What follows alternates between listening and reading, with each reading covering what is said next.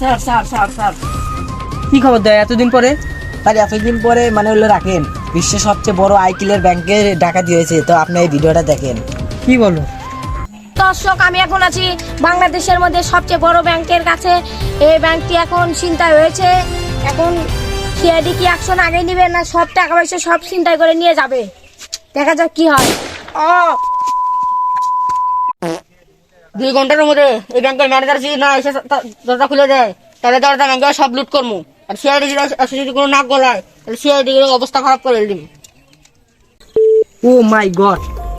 তাহলে দয়া, আমাদের সিআইডির এখন যারা যারা ছিল আমার টিমের, জি স্যার। ওরা কোথায়? ওরা একজন এক জায়গায় আছে, ফোন দিয়ে আনতে হবে, আপনি ফোন দিন। এটা তো অনেক বড় কেস, আর ডাকাতের সংখ্যা অনেক বেশি। তো আমাদের যেভাবে হোক আমাদের উপরে আগে কথা বলতে হবে। আমাদের এখনো টিমের আর লোক দরকার, 2 জন দিয়ে হবে না। তাহলে চলো যাই দেখি কারা কোন জায়গায় থাকে।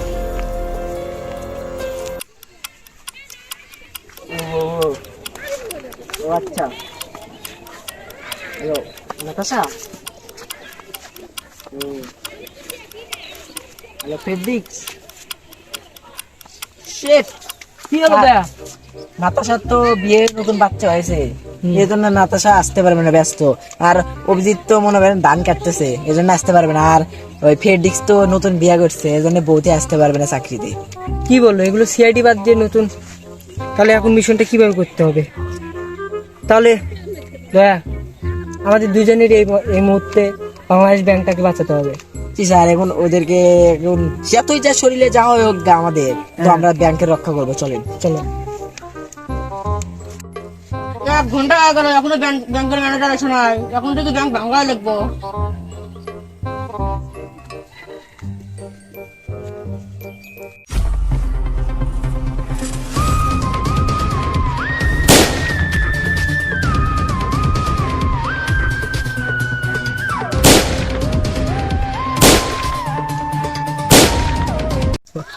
এই ট্রেডিং এর সময় তো এলে দিলে গুলি এগুলো তো চালা পারবে না ঠিক মতো, একটা দিয়ে মেরেই দিই যদি লাগেই।